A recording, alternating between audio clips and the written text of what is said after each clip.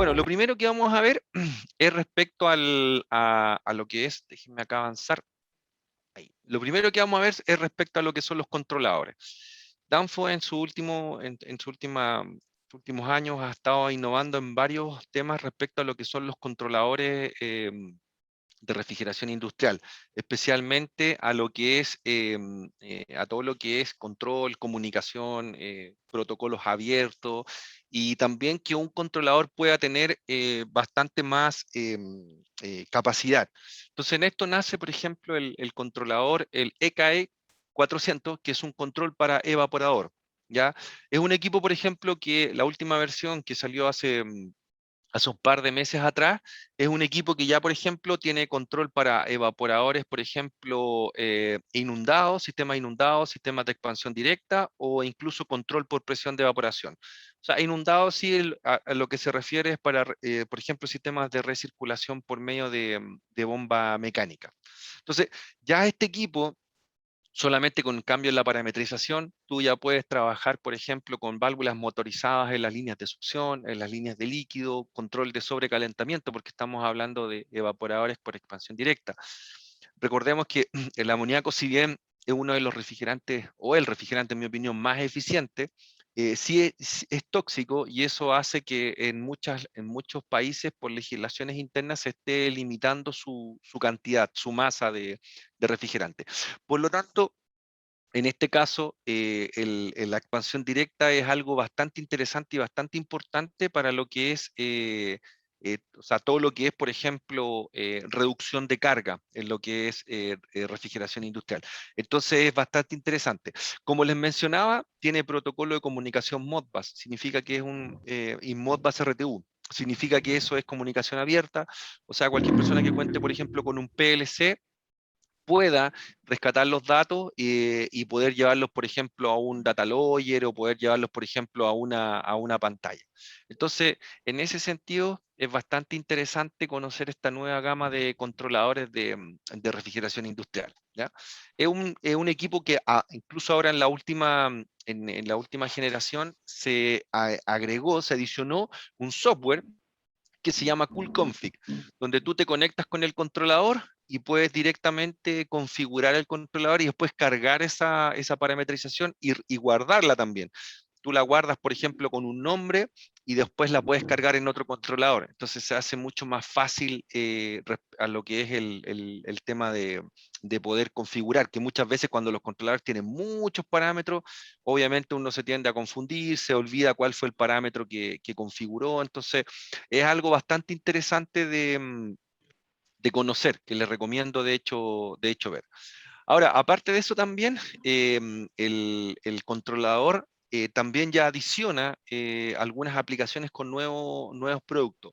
Por ejemplo, en los sistemas industriales, cuando uno hace, por ejemplo, un descongelamiento por gas caliente, especialmente en estos equipos que son congeladores de placa, hay un cambio en la configuración de las válvulas, donde la aplicación de la válvula de control de presión del descongelamiento tiene una bobina, o sea, hay una aplicación de una válvula solenoide.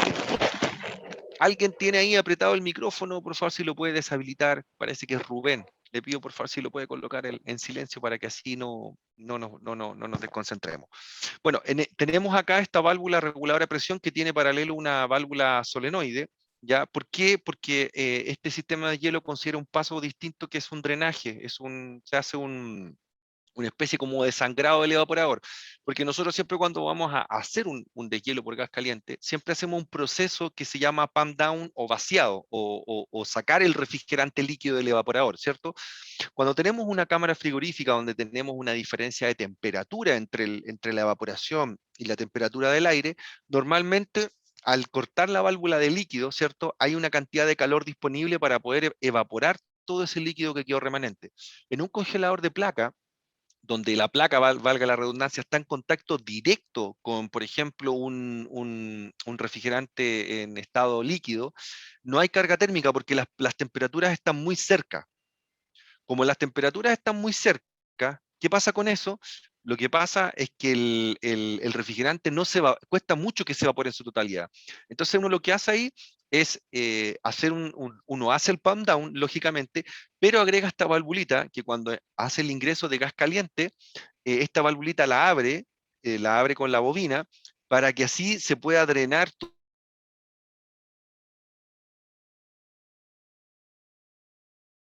Recuerden que el líquido internamente, si uno ingresa gas caliente a una alta velocidad y mueve ese líquido a una alta velocidad, provoca golpes de ariete, impacto en las zonas donde hay cambio de derivación. Y este controlador ya considera esa configuración, uno solamente tiene que programarla. El otro tema importante es el soft gas, que es esto. ¿Qué es el soft gas? Es cuando, por ejemplo, cuando va a ingresar el gas caliente al evaporador para el deshielo, uno no ingresa inmediatamente por la válvula del 100%, ¿ya?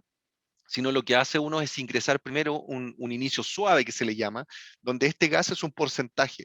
Normalmente va de un 10 a un 20% del KB de la válvula principal. ¿Ya? Por ejemplo, si esta válvula, pongamos números fáciles, pongamos si el KB de esta válvula es 100, por ejemplo, esta válvula estaría en un rango de un KB de 10 a 20. ¿Ya? Y lógicamente se le da una programación. Entonces, este controlador ya trae todo eso listo para que tú lo puedas configurar y le puedas dar los tiempos para el soft gas. Ahora, al mismo tiempo, aprovechamos también, ya que estamos viendo innovaciones, de decir que ya tenemos una válvula que contempla estas dos válvulas en una. Y esta es una nueva válvula que Danfoss lanzó ya hace más o menos como 2 años, que es la válvula ICSH. Y esta válvula tiene este sistema incluido. Entonces, lo que tú haces en el fondo es llegar con la señal a las bobinas. Por ejemplo, el paso puede ser, por ejemplo, el paso 1, que es, por ejemplo, el 20%, y este ya sería el restante 80% para complementar el 100% del paso del flujo para el deshielo. ¿Ya? Entonces, ya tenemos innovaciones y nuevas tecnologías en nuestros productos que yo creo que es bastante importante conocer y estar ahí en conocimiento, ¿cierto? Para poder ofrecer esto a nuestros clientes y que puedan tener productos de última tecnología y que también nos entregan más sistemas de seguridad para prevenir daños en nuestros componentes. Recuerden que el descongelamiento es un proceso donde tú llevas un equipo que está trabajando a baja presión, a alta presión y tienes cambios de estado internamente y eso puede provocar golpes de ariete, choques hidráulicos, que pueden obviamente dañar el equipo y nos pueden provocar un accidente. Entonces, todos estos componentes con una buena regulación, ustedes pueden tener un sistema seguro y eficiente también para poder trabajar. Ahora, otra ventaja de trabajar con estos controladores también. Por ejemplo, trabajar con sistemas de tableros remotos. Como el controlador en el fondo es el cerebro, ya es el que va a hacer todo el control sobre las válvulas, este controlador yo no necesito, por ejemplo, tenerlo en una sala de máquina. Yo puedo tenerlo, por ejemplo, incorporado a un tablero remoto. Entonces, ¿y qué me significa esto? ¿Qué pasa cuando yo, por ejemplo, tengo las salas eléctricas, estoy sacando cableados para todos los motores, todas las válvulas, ¿cierto? ¿Qué pasa si solamente salgo de la sala de máquina con los alimentadores principales y con la comunicación? Entonces, estos tableros remotos estarían en los entretechos, por ejemplo, en los frigoríficos, conectados y controlando las válvulas, y ustedes por comunicación lo llevan a una sala de control, donde el operador puede incluso cambiar parámetros, accionar válvula o visualizar cómo está trabajando el componente. Esto es algo bastante interesante a analizar porque puede ayudar bastante a simplificar lo que es la instalación eléctrica de los equipos. Y como todo lo que es parametrización y cerebro está en el EKE 400, el PLC pasa solamente a ser un supervisor y recibir la información por Modbus y entregarla, por ejemplo, en una pantalla HMI. Entonces es algo bastante interesante. Ahora, si yo quisiera incluso hacer que los controladores, yo no quisiera trabajar, por ejemplo, con un PLC y quisiera trabajar con los controladores de forma unitaria por cuadro de válvula, yo puedo hacer, por ejemplo, esta configuración. ¿Qué tiene interesante esta configuración, por ejemplo? Uno de los grandes problemas cuando uno trabaja con administradores que en algún momento pueden hacer cruces de deshielo, pueden partir varios deshielo al mismo tiempo, el sistema se puede desprogramar.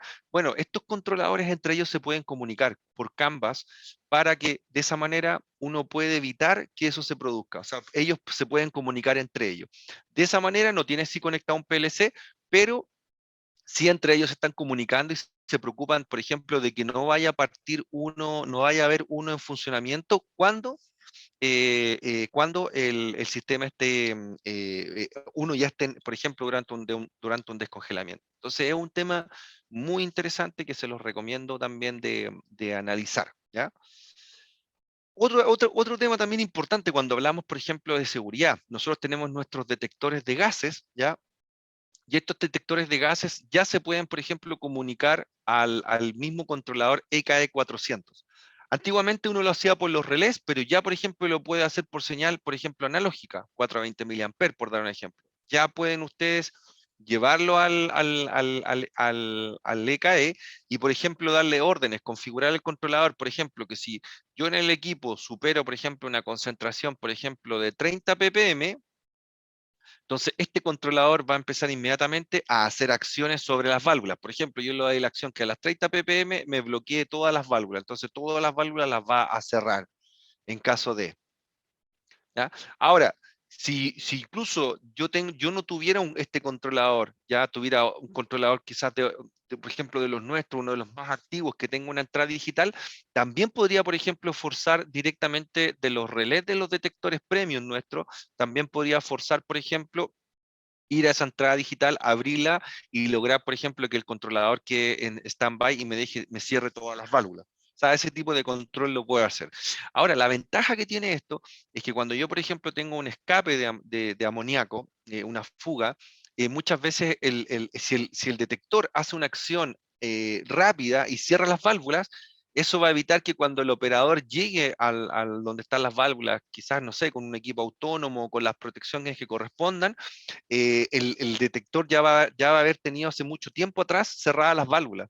No va a esperar que el operador llegue allá recién a cerrar las válvulas, porque entre más tiempo pasa, mayor cantidad de amoníaco escapa. Entonces, muy interesante estas aplicaciones y estas configuraciones que se pueden hacer. ¿Ah? Es algo que es bastante interesante.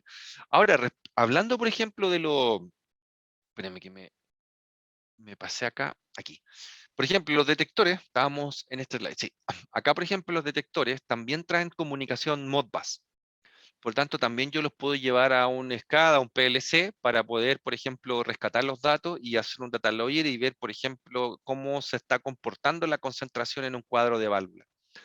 Esto ha sido bastante interesante en muchos casos reales, porque muchos clientes han instalado sistemas de detección, por ejemplo, por obligación, por temas de solicitud de la autoridad local, donde exigen que las plantas de amoníaco tengan detectores, pero algo que la experiencia ha mostrado, que muchos se han dado cuenta, es que con el tiempo, a medida que va pasando el tiempo, ellos han ido viendo, por ejemplo, que en ciertos momentos tienen fugas pequeñas, concentraciones, por ejemplo, de 4 ppm, 5 ppm, y se han empezado a dar cuenta que tienen microfugas en las válvulas, y han visto que muchas veces eso es por falta de mantenimiento.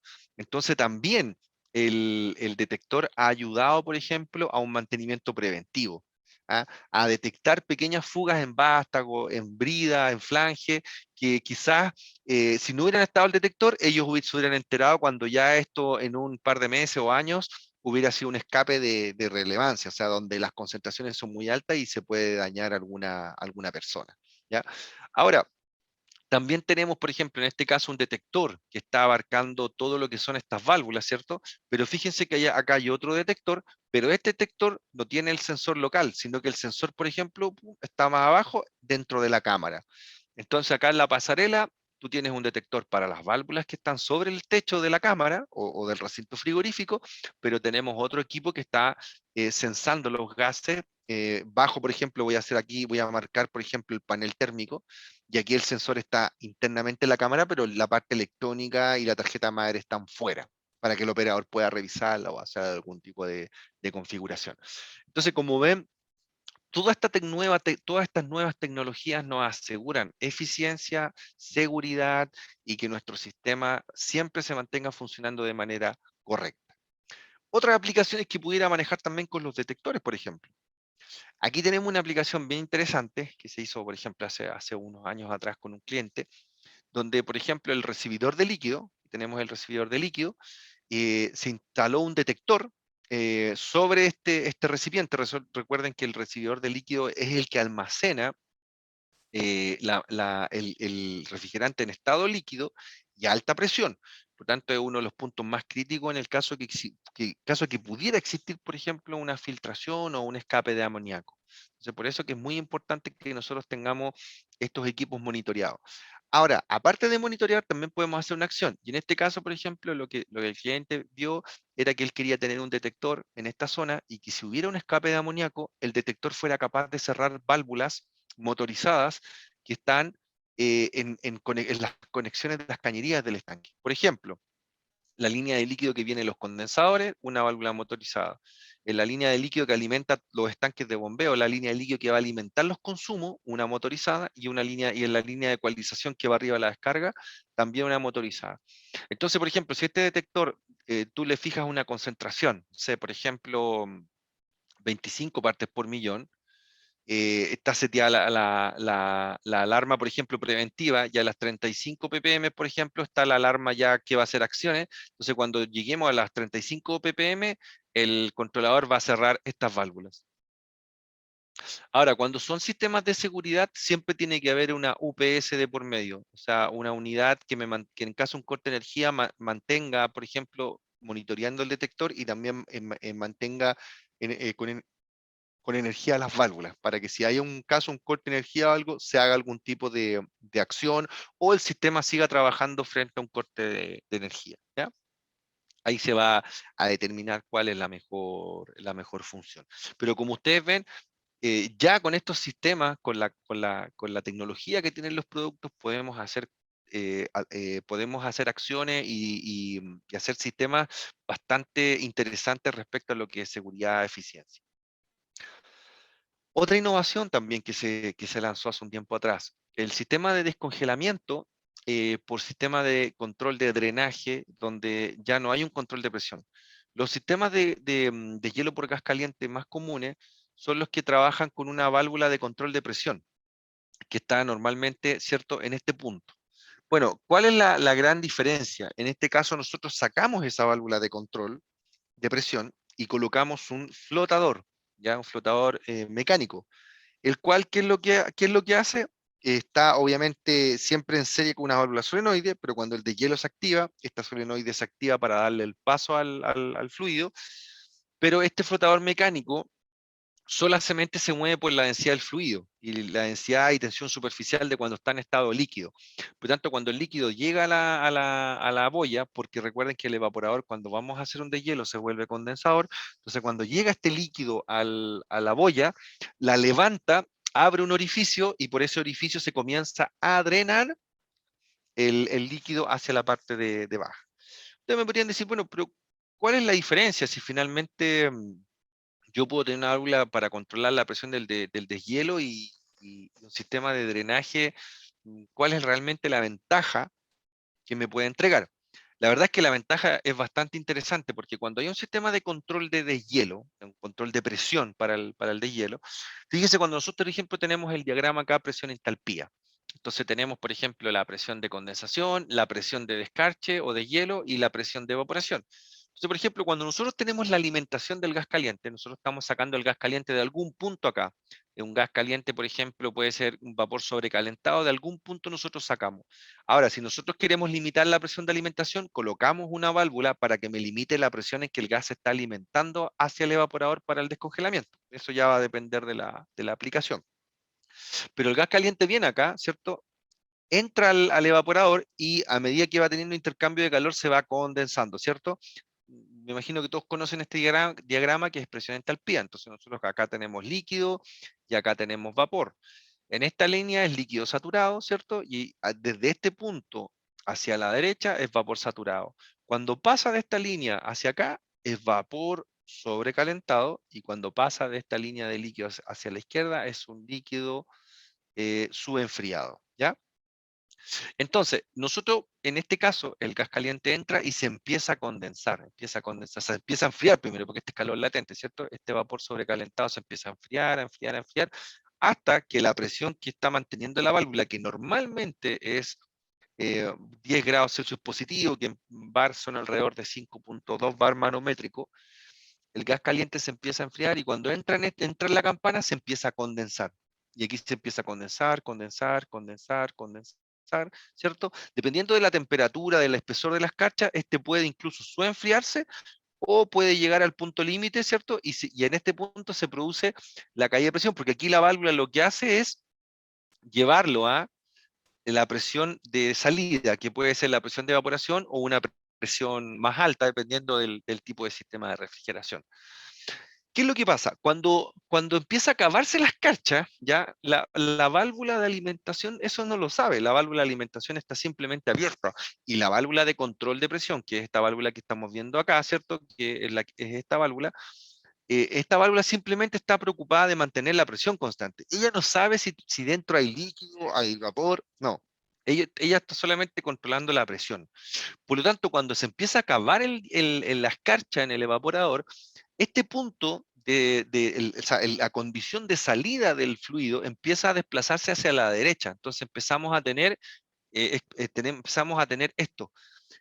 Ahora, ¿esto qué es lo que nos expresa o qué es lo que, qué es lo que nos trata en el fondo de explicar?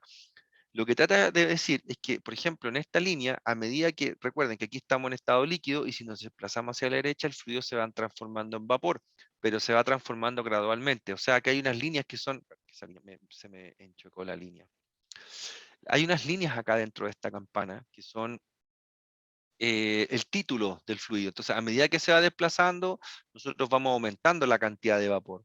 Entonces, por ejemplo, nosotros acá podemos tener, por ejemplo, un 10% de vapor, acá, por ejemplo, podemos tener un 20% de vapor, acá un 30%. Entonces, a medida que la línea se va desplazando, va aumentando la cantidad de vapor, ¿ya? Y lógicamente, ¿qué es lo que pasa? Que empezamos a tener mayor cantidad de vapor en recirculación. Entonces, ¿qué es lo que estamos haciendo? Le estamos metiendo carga falsa al compresor, porque el compresor no sabe que ese vapor que viene del descongelamiento, él no sabe si es un vapor que se ocupó en refrigeración o no. Él lo que ve es que está llegando mayor cantidad de vapor, el sensor va a detectar que la presión de aspiración empieza a subir y el compresor empieza a mover la corredera a capacidad y por ende empieza también a consumir más energía. Eh, ¿Qué es lo que hace en el fondo esta válvula? Aquí empezamos a decir, bueno, ok, perfecto. ¿Cuál es la diferencia? Bueno, la diferencia es que la boya de la válvula solamente se abre cuando hay líquido, entonces mantiene siempre en esta condición el punto de caída de presión del evaporador cuando está en descongelamiento. ¿Qué va a hacer esto? Que cuando se empieza a acabar el líquido, no se desplaza el punto hacia la derecha, sino que se mantiene en este punto porque ¿qué es lo que va a pasar? Cuando empieza a disminuir el condensado, la válvula se va a cerrar. Entonces, claro, al cerrar la boya, va a haber hay un pequeño orificio para bypassear el vapor, ¿cierto? Que es alrededor de un 7% del flujo total, que es muy pequeño en comparación con que la válvula de control de presión estuviera abierta.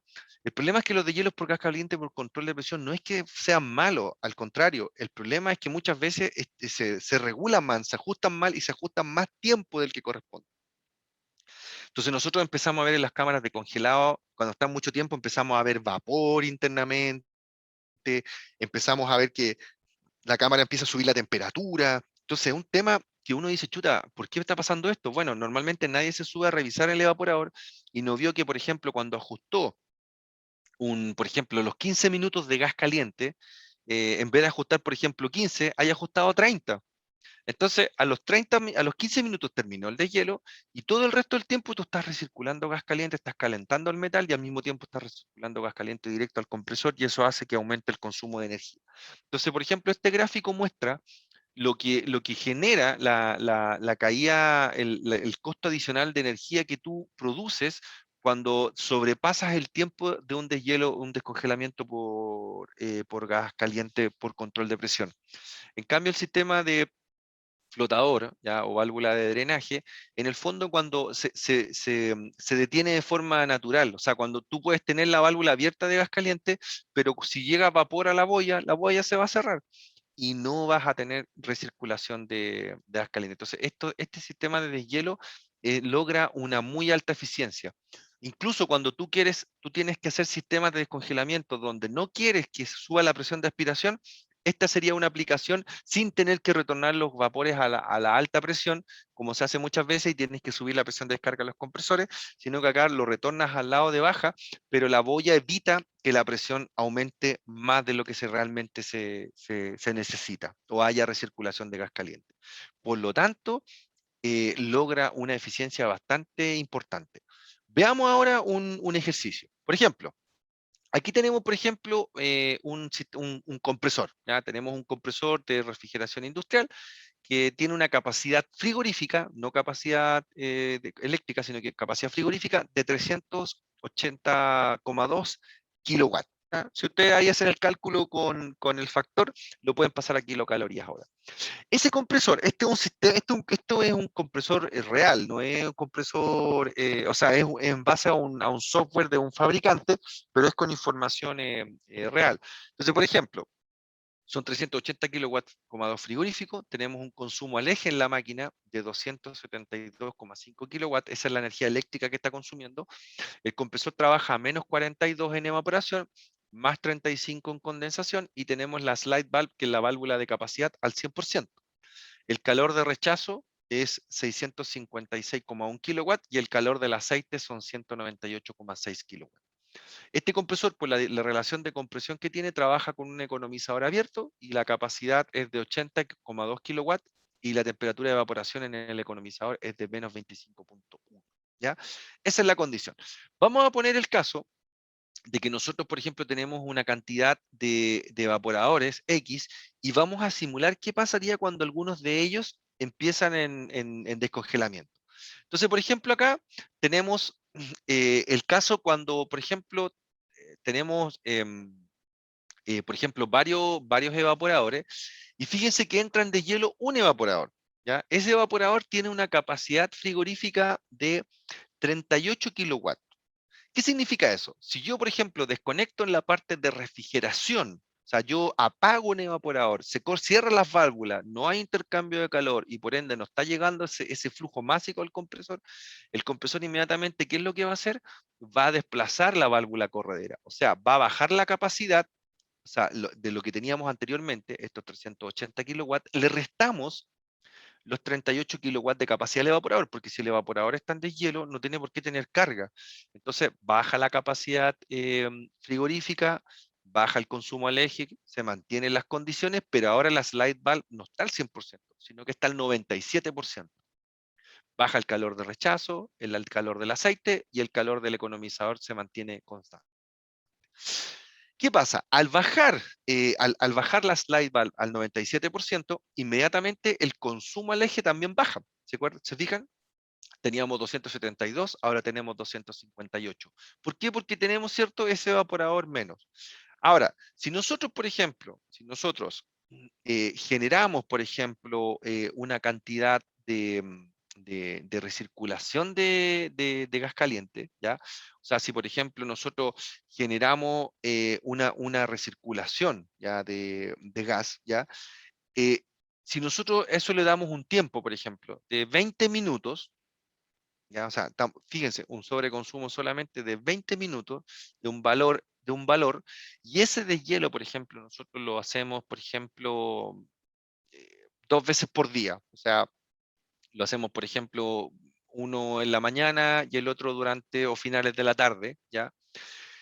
Ese sobreconsumo, ¿ya? Si nosotros, bueno, calculamos esas 2 veces al día en un mes, nos van a dar un consumo extra de 538 kilowatts, y si eso lo multiplicamos por 12 meses, ¿esto qué es lo que va a generar? Va a generar un consumo extra de 6.480 kilowatts al año, solo un evaporador.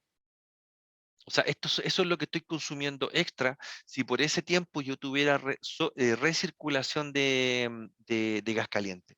O sea, fíjense lo que significa que, por ejemplo, haya una recirculación de gas caliente y que el compresor aumente la carga, pero es una carga falsa. Si nosotros sacamos la cuenta de lo que significa esto, por ejemplo, en una planta que tiene 10 evaporadores o 15 evaporadores, o sea, esto es un aumento en el consumo de energía bastante importante. Entonces, por eso yo les recomiendo que uno haga la evaluación de este tipo de deshielo, porque ¿Qué es lo que significa este tema? Significa que este sobreconsumo que yo puedo tener por ese tiempo que se está recirculando el gas caliente, ¿qué es lo que me va a significar? Me va a significar que estoy consumiendo más energía y estoy pagando plata extra por simplemente un tema de poder controlar un descongelamiento de forma eficiente. ¿Ya? Ahora, para entender un poco más qué significa el tema del slide valve, bueno, aquí tenemos, por ejemplo, un corte, un compresor de refrigeración, y nosotros tenemos dos válvulas de corredera. Tenemos la de color azul, que es la válvula de BI, ¿cierto? La que controla el volumen, y la válvula de capacidad, que sería la slide valve, ¿no? El valve BC, ¿ya? Que serían estas dos. Fíjese que cuando el compresor eh, varía, por ejemplo, al 97% de capacidad, la slide valve se comienza a separar. O sea, nosotros tenemos ahí una cantidad de gas que se empieza a recircular, no se comprime, ¿ya? Y eso inmediatamente alivia el consumo del motor. Entonces, por eso que es importante que cuando nosotros hacemos estos ejercicios, hagamos esta evaluación. Ahora, aquí hay una evaluación de un compresor para varios evaporadores. Imagínense en plantas grandes que tenemos 15 evaporadores. O sea, es una cantidad de energía importante la que estamos sobreconsumiendo. Entonces, por eso que aquí es donde uno hace la diferencia. Ahora, insisto en que no, el problema no es que nosotros tengamos un sistema de hielo control de presión o no, porque el control de presión no es que sea malo, pero muchas veces está mal regulado y siempre va a haber una cantidad de gas que se va a recircular. En cambio, el sistema por drenaje evita eso. Ya evita ese problema. Entonces, cuando el de hielo parte, por ejemplo, inicia el descongelamiento, y se empieza a drenarse por la boya, pero en un momento cuando se empieza a acabar el líquido, la boya se va a cerrar.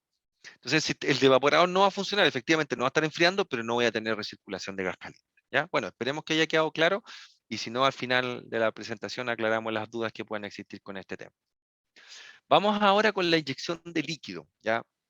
Bueno, todos saben que el sistema que se manejó por mucho tiempo, voy a primero hacer una instrucción acá que se me apreté mal. Los sistemas de control de nivel de líquido muchas veces consideran un sensor de nivel, ¿cierto? Un controlador que está monitoreando esta señal, y este le está entregando por medio de un PID una señal a una válvula motorizada, ¿ya? Esos son los tres componentes fundamentales actualmente que se utilizan en un control de nivel eficiente y electrónico.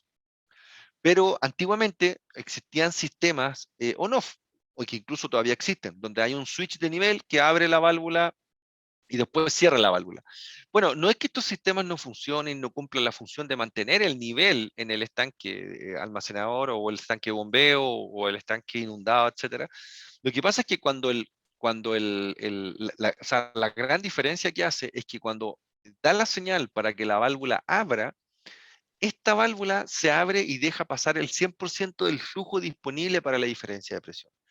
Entonces, la cantidad de flash gas que pasa, en realidad el flash gas es el mismo, la diferencia es que pasa con mucha más fuerza y mucha más cantidad en un tiempo mucho más corto.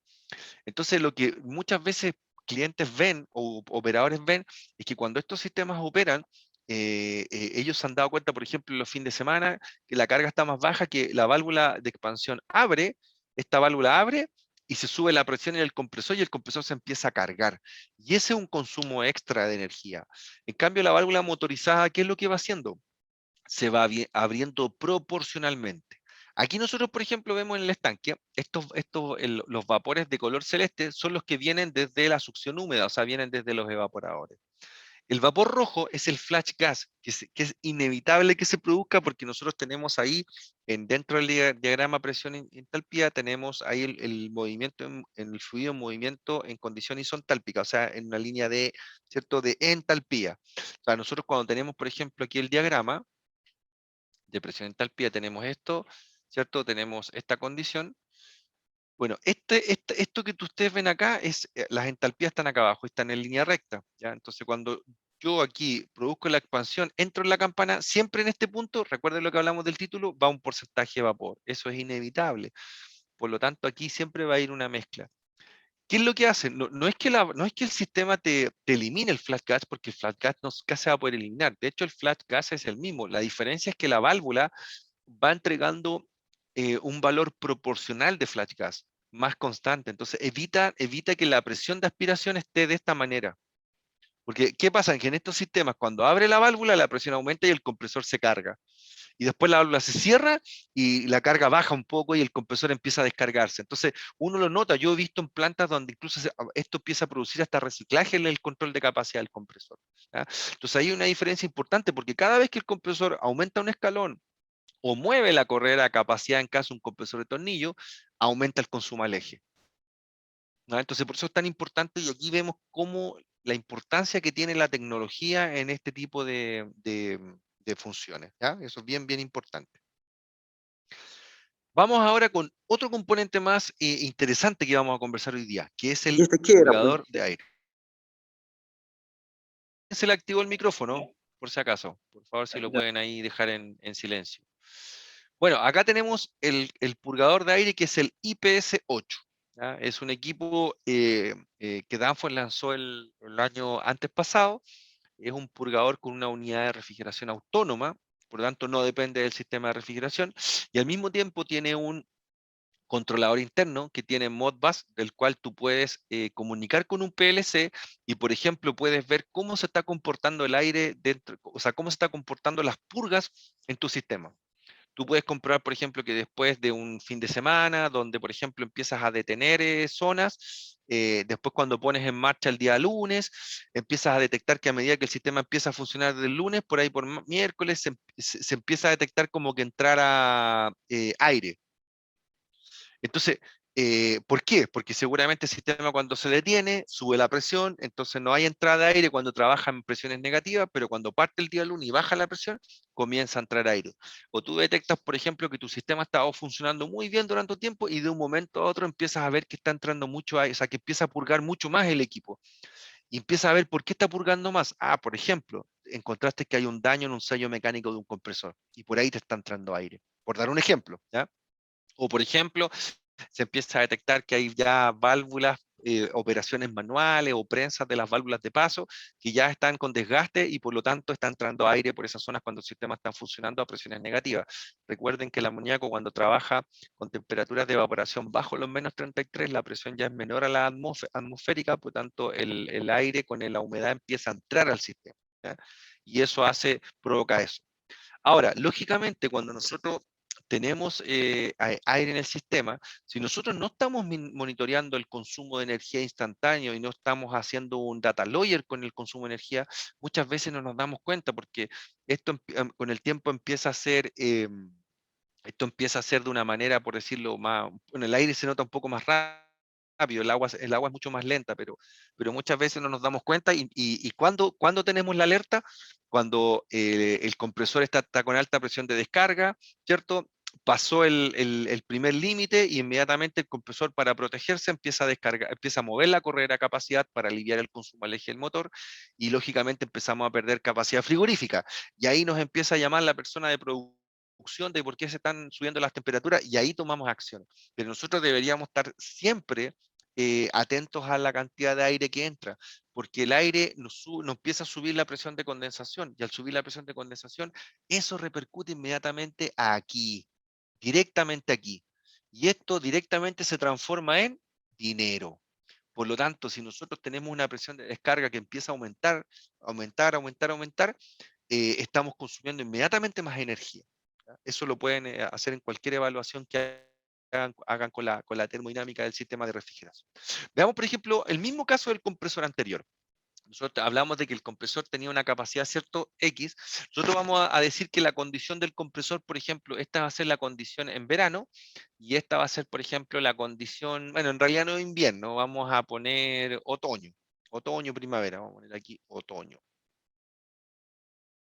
Vamos a considerar porque consideramos que en verano trabajamos con una condensación, por ejemplo, de 35 grados y en otoño o primavera trabajamos con una condensación de 30 grados. Muchas personas se preocupan del aire en verano nomás. ¿Por qué? Porque como en invierno las temperaturas ambientes son más bajas, los condensadores tienen más capacidad, o sea, quedan sobredimensionados porque el delta T es mayor, ¿cierto? Y recuerden que la fórmula es flujo másico, coeficiente global de transmisión de calor por el delta T logarítmico. Y si hay una mayor diferencia, o el área, bueno, ahí tiene que ver también el área, pero el área fija, si aumentamos el delta T entre la condensación y el ambiente, inmediatamente, ¿qué se empieza a producir? Que el condensador o el intercambiador tiene más capacidad.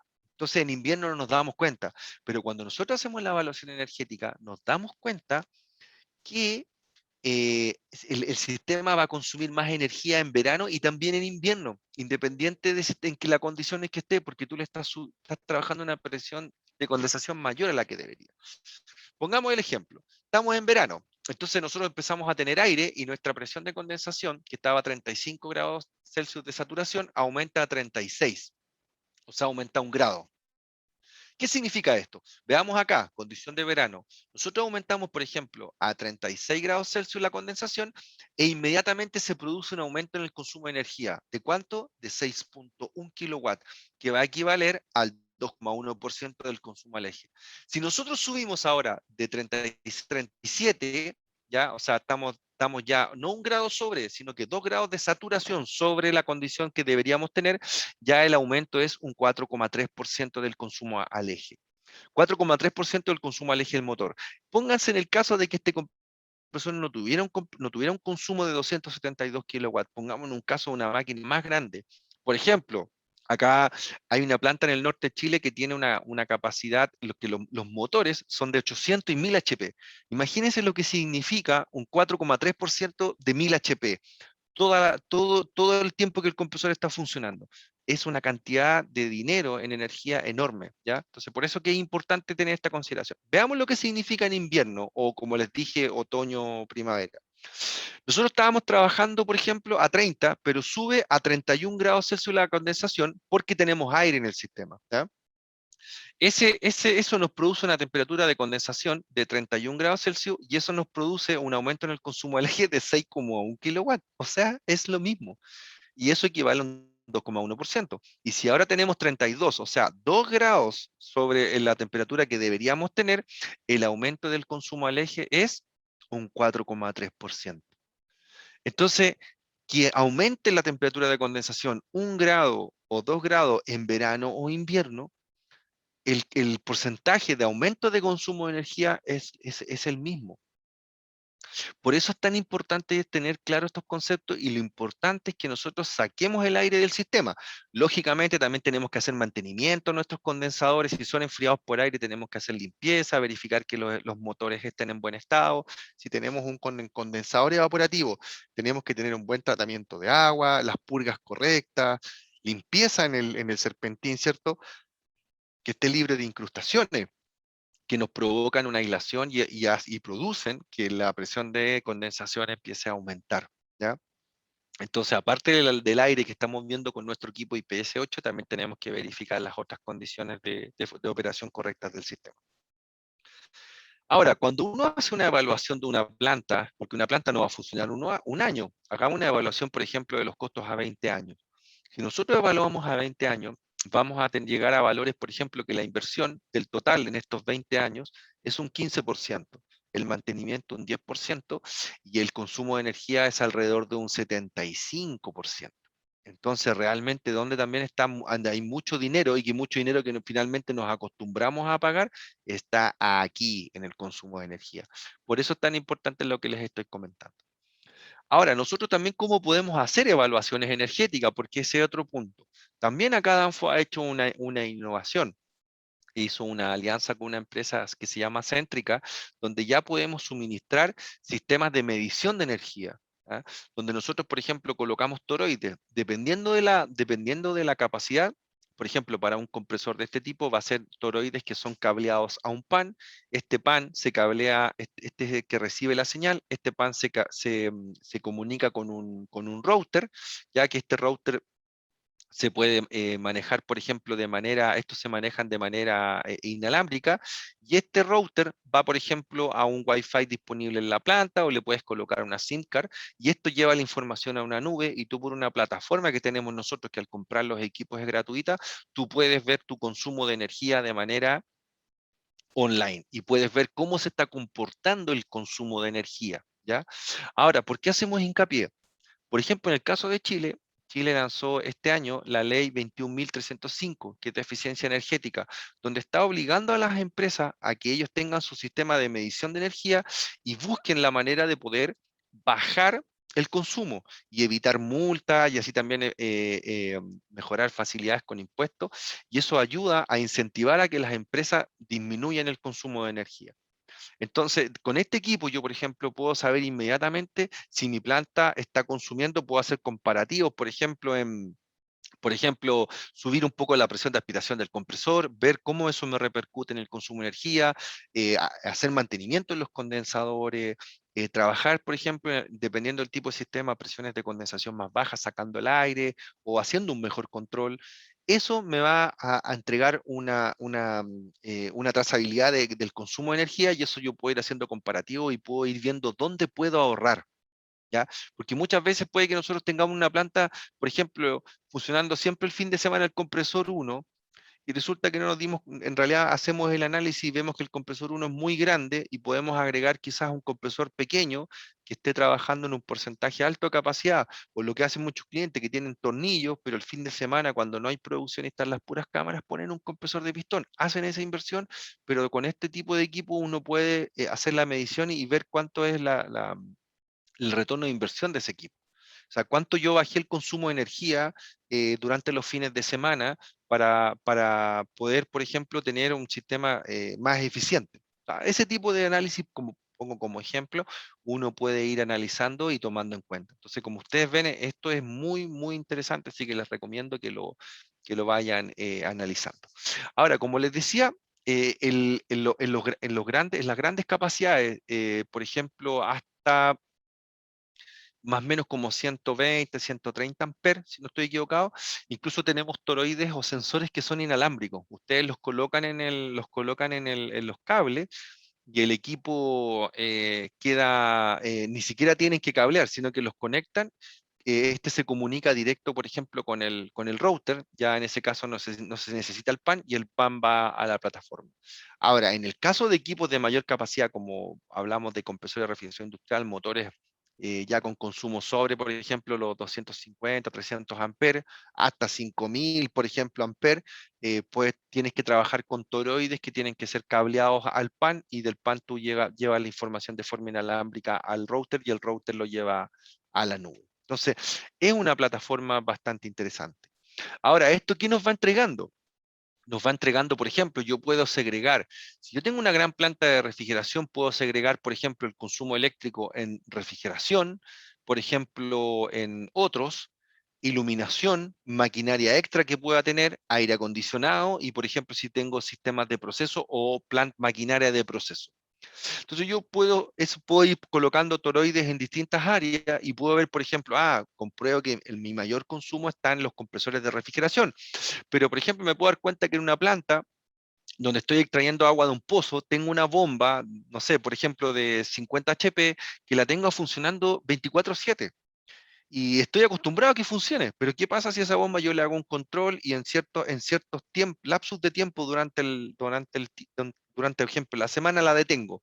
La detengo, no sé, por ejemplo, de 24/7 que trabaja, hago un sistema de control con un control de presión o control de nivel, que simplemente esa bomba, por ejemplo, durante el día va a estar trabajando y en la noche llena un estanque de cierto volumen y después se detiene. ¿Y qué va a pasar? Que eso me va a empezar a disminuir el consumo de energía. Ahora, yo me puedo crear, por ejemplo, estos mapas térmicos. No es referente al calor, sino que es referente al consumo de energía. Entonces me van a ir mostrando, por ejemplo, durante un periodo de tiempo, cuáles son mis puntos críticos. O sea, dentro de la semana, por ejemplo, cuáles son, ustedes ven acá, aquí tengo una zona, por ejemplo, de mayor consumo y acá tengo otra. Entonces puedo ver por qué me está consumiendo más y me puedo dar cuenta de que hay muchos equipos que están consumiendo energía y que yo ni siquiera los tenía considerado, como les puse el caso de una bomba. Hay clientes que han instalado este sistema en Chile y les ha servido porque se han dado cuenta de muchos consumos, por decir parásitos de alguna manera que ellos tienen, que realmente no era necesario que estuvieran funcionando. Pequeños motores, iluminación de oficinas, por ejemplo, o iluminación de salas de proceso, o patios de camiones que sé, por ejemplo, los camiones ingresan de tal hora hasta tal hora y durante toda la noche no ingresan o ingresan solamente en la madrugada y no era necesario tener las luces prendidas toda la noche, por poner un caso. Y en plantas industriales uno la iluminación muchas veces no la mira no la mira con mucha importancia, pero sí tiene un valor importante dentro del consumo total del sistema, ¿ya? Bueno, señores, esta es la presentación que les tenía.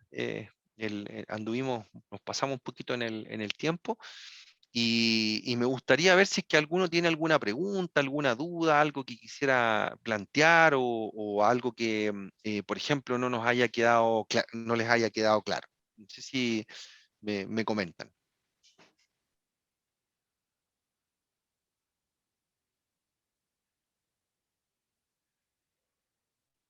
Tenemos a Juanito que dice una pregunta, si puedes encender tu micrófono.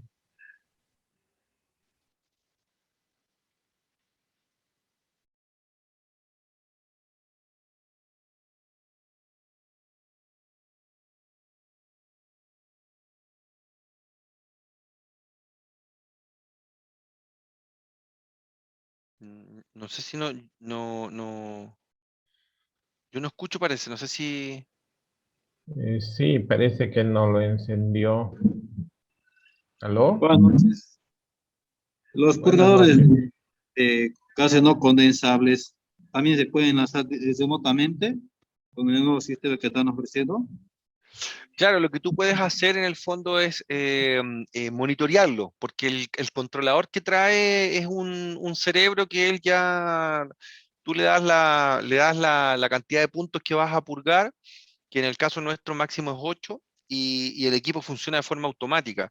Y tú ahí lo que puedes hacer es llevarlo a un PLC y puedes monitorearlo. Puedes ver, por ejemplo, cuántas veces está purgando el punto 1, el punto 2, si es que en un momento bajó la cantidad de purga y después aumentó, y eso es bueno porque, como decía anteriormente, tú puedes ver que te está entrando aire al sistema, entonces puedes tomar acción y puedes empezar a revisar por qué está pasando eso. Tengo clientes, por ejemplo, que me han comentado que les ha pasado que de un fin de semana a otro, les ha aumentado la presión enormemente y no han hecho ninguna intervención. Y normalmente uno de los puntos críticos de entrada de aire es el sello mecánico del compresor. Entonces el monitoreo del purgador les ha servido para eso.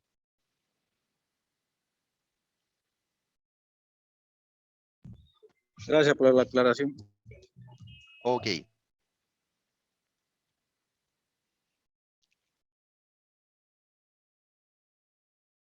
No sé si alguien más tiene alguna pregunta. Tenemos una pregunta que nos hacen a través del chat que dice, ¿por qué la bomba del separador tiene una pérdida de presión cuando aumenta el rendimiento del compresor? Ay, no entendí bien la pregunta. No sé si la persona puede activar un poco el micrófono y puede explicar un poquito más, porque no entendí mucho la pregunta, porque está hablando de la bomba del separador de aceite, no entendí mucho.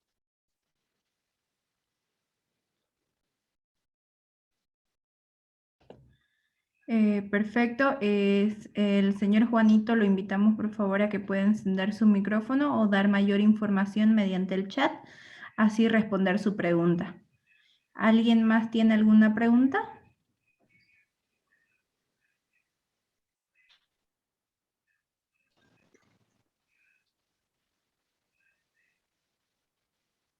A ver, vamos a ver aquí, yo estoy viendo ahora el chat, a ver.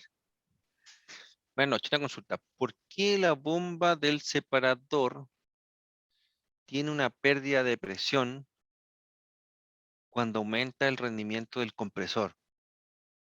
Mm, la bomba de amoníaco líquido o evaporadores. A ver, lo que pasa, a ver, tú te referirás a una pérdida de presión, ¿te refieres a la cavitación de la bomba o no? ¿Será eso? O sea, que se pueda producir que cuando el compresor produce una variación de presión, la bomba, por ejemplo, cavitara, ¿será esa irá ahí por ahí la pregunta, Juan, o no? No sé si nos puedes escribir ahí o no sé si puedes activar tu micrófono si quieres para contarnos un poquito más detalle de la pregunta. Una consulta. Te escucho, te Eh, escucho. los compresores de hace unos 3 meses aumentamos aceite a comprar un Maicon y aquí a 3 meses otra vez se volvió a vaciar, está con niveles bajos. Ya hemos revisado los filtros coalescentes, hemos cambiado, pero aún así estamos sospechando que por la válvula de retorno se está viendo otra vez o de admisión o de descarga, se está volviendo el aceite a ir al sistema, ¿no? Ah, Porque ya, muy- o sea, tú te refieres te refieres a la cantidad de aceite. Sí, ahí es súper importante, Juan, que tú revises, si se te está yendo el aceite, que revises la válvula de retención de aspiración.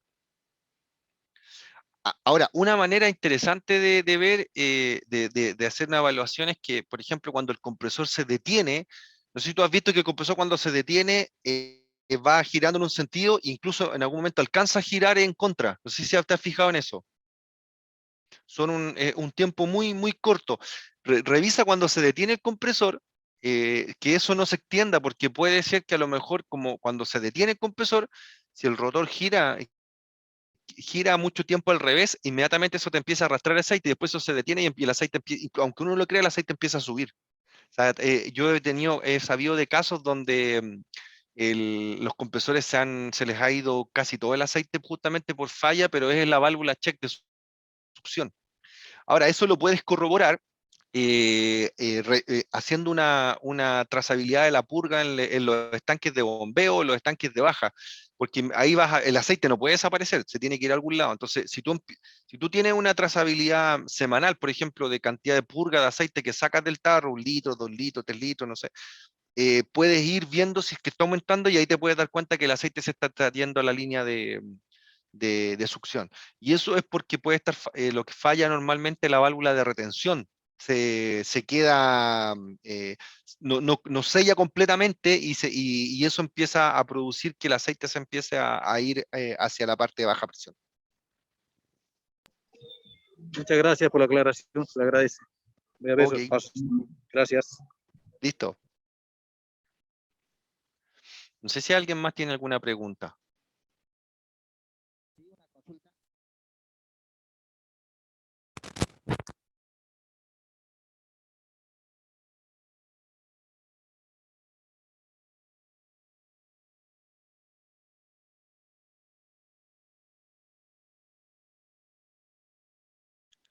¿Alguien más tiene alguna duda, alguna pregunta que le interese?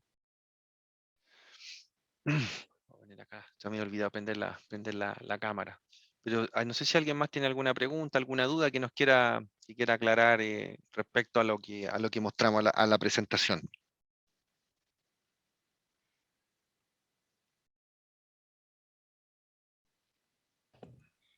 Al parecer no, estoy viendo en el chat y nadie ha escrito más. Entonces, creo que damos por finalizar la conferencia, ¿no? No, perfecto. Bueno, muchas gracias por la oportunidad. Me disculpan por el atraso, porque la verdad no fue culpa totalmente mía y Vara ahí estaba atento contactándome, pero yo me confundí en la hora. Yo pensé que era 6:30, así que por si acaso, discúlpenme un poquito el atraso que tuve, que fueron alrededor de 10 minutos, pero fue culpa mía por si acaso. Bueno, gracias. Lo invito también bueno, primero felicitar a Mick por su tiempo de operación y su éxito. Ojalá que sigan así.